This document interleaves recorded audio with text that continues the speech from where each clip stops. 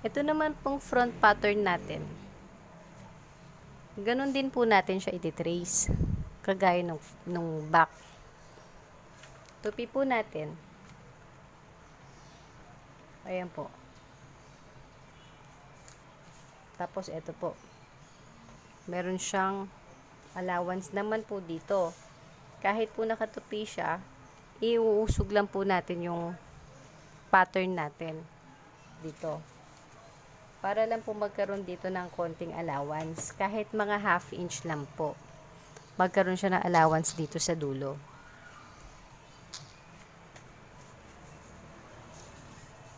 Yan. Trace po natin. Nang magkakaroon po siya ng 1 inch hem allowance dito po sa ganito niya din. Trace na po natin siya. No? Pakita ko po sa inyo.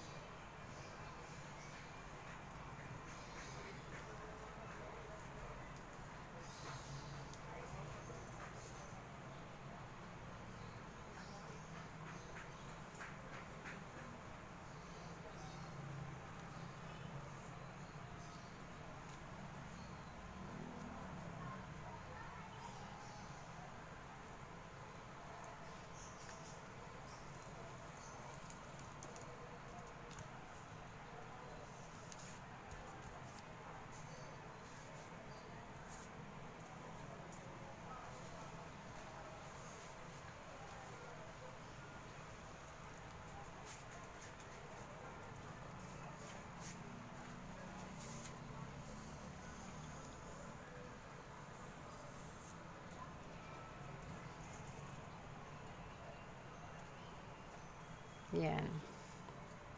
Tapos po, lalagyan natin dito ng half inch allowance.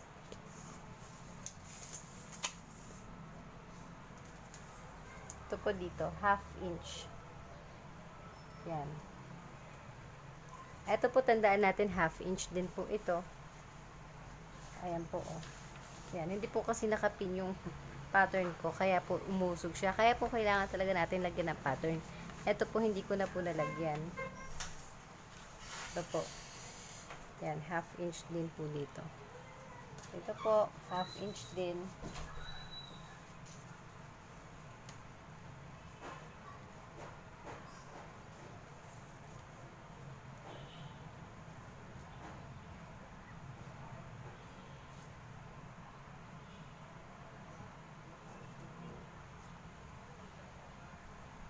Yan. Yan lang pong part na to, yung half.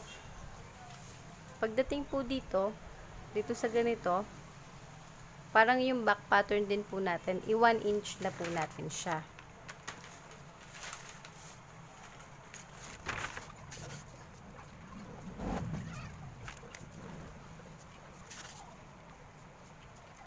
Yan.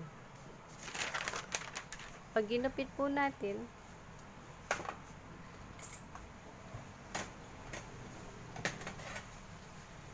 ganito po.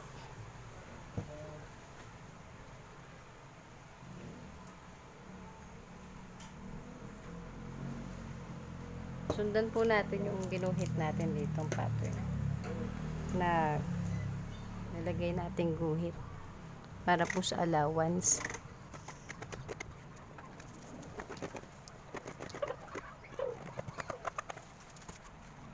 Ito pong tulis na to, isagad lang po natin siya.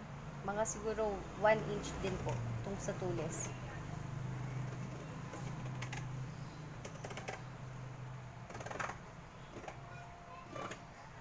Yan. Tsaka po natin siya hatiin sa dalawa. Ito po.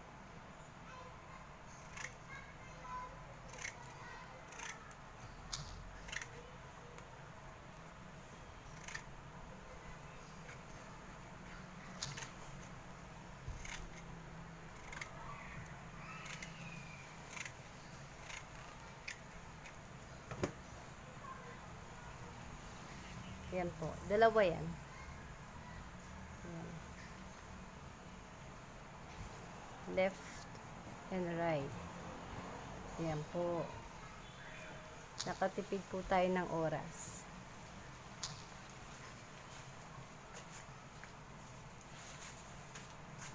Ayan na po siya. Yan. Pwede na po natin siyang tahiin. Ganyan po. Sa susunod po, tatahi na po tayo. Salamat po ulit sa panonood. Kung nagustuhan po ninyo, paki-subscribe po yung channel natin, paki-like po, at saka po paki-hit na din po yung bell. Select all po para ma-notify po kayo pag may bago po tayong upload. Salamat po.